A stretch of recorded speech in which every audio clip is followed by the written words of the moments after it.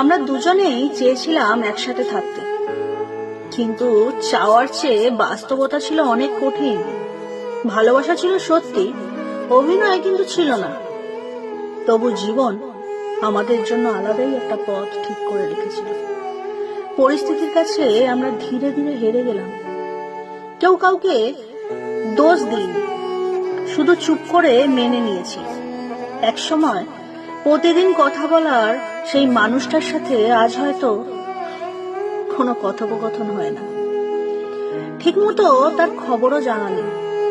মাঝে মাঝে খুব সাধারণ কিছু মুহূর্ত কাঁদায়।